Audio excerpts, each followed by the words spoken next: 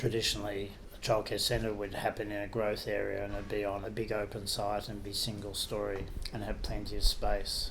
The idea of you have kids at one level, there's plenty of space to run outside, you get a range of more internal activities and quieter activities, and then the whole playground experiences outside in a natural outside environment. But what we've found is that most of the jobs we've done have been really quite difficult sites. What we've found is that you're really trying to put the childcare centre over two levels, because instead of buying two or three inner urban domestic blocks, the land price is too high, so you end up with much more constricted sites and you end up with two-storey childcare centres, so operationally they're a bit more difficult.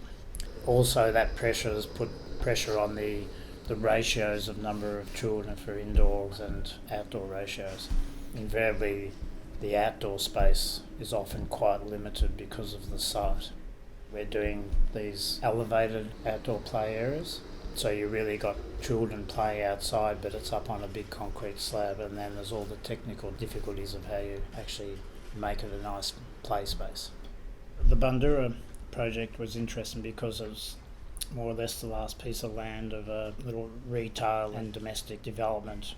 In reality, it's a multi-level site. It's got a heritage cottage. It's totally landlocked by roads. Really, really difficult site. So you end up with a situation where you have an activity room and then children out on what is effectively a large balcony.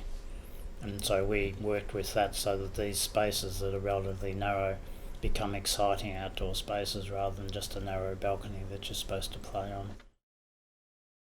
Childcare is actually about the children, I think.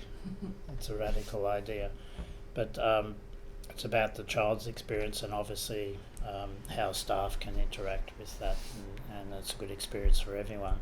Most of the centres that we've done that have been successful have just really orientated to the north sun, had a strong connection to the outside, have cooking and food as part of the educational program, which is always important in our centres, and then have fairly vibrant outdoor areas. The other thing that has become apparent is we do a centre for 100 children, we could have 4 activity rooms, whereas the more conservative operator will have 6 or even 8 rooms, which means more toilets, more walls. It's actually more expensive to do that, but it's quite hard to convince the operators and the developers that it's more efficient to have larger rooms, more flexible space. The larger rooms is a bit of a misnomer anyway, so you could have a room with, say, for 24 children, but how you split that up with furniture and how the activities are actually organised within that space means it does operate like a smaller room. Some of the centres we've been doing have purposely just taken numbers under the roof, as they say, rather than room by room, and I find that is potentially much better for the children.